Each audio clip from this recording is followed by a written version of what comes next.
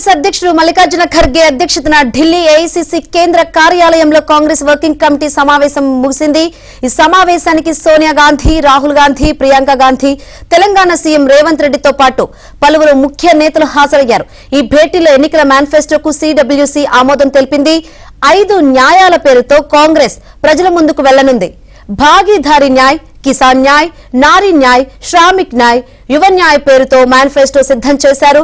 ప్రతి విభాగంలో 5 గ్యారంటీలు, మొత్తంగా 25 గ్యారంటీలు ఉంటాయి.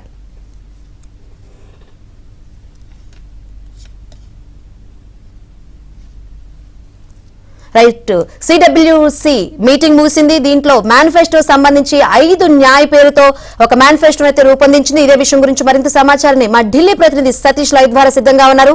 సతీష్.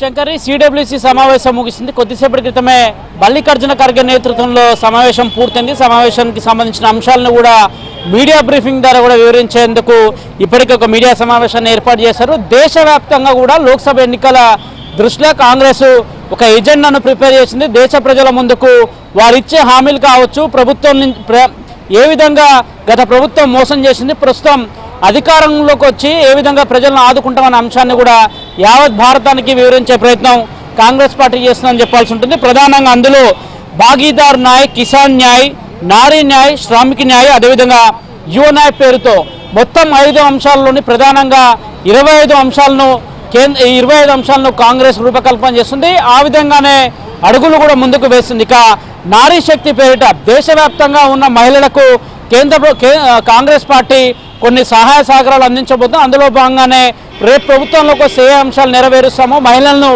ఏ విధంగా ఆదుకుంటామో, అదేవిధంగా యువతకు ఉద్యోగ ఉపాధి కల్పనలు ఏ విధంగా చేస్తామో, అదేవిధంగా శ్రామికులు, రైతులు, దేశవ్యాప్తంగా ఉన్న రైతులందరికీ కూడా ఏ విధంగా అందుకోవాలి, రైతులకు ఎంఎస్పీ చట్టబద్ధత కల్పించడం కానీ, ఎంఎస్ స్వామినాథన్ యొక్క కమిషన్ యొక్క సిఫారసులు కానీ, ఈ అన్ని అంశాలను తీసుకుంటూ ముందుకు వెళ్లే అంశాల్లో భాగంగా దేశవ్యాప్తంగా కూడా కాంగ్రెస్ 25 హామీలకు శ్రీకారం చుట్టింది. అందులో భాగంగానే ముందుకు వెళ్తుంది. సిడబ్ల్యూసీలో దాదాపు 4 గంటల పాటు కూడా సుదీర్ఘంగా సమావేశం జరిగింది. సమావేశంలో అనేక అంశాలను కూడా చర్చకు తీసుకొచ్చారు.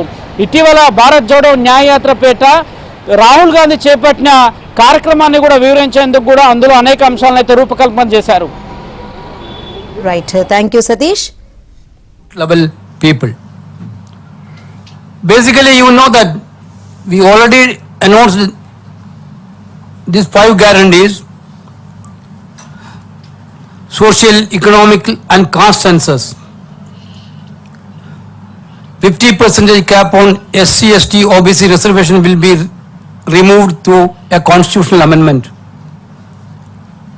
Special budget for SC, ST equal to their share of population. Forest Right Act claims will be settled in 1 year.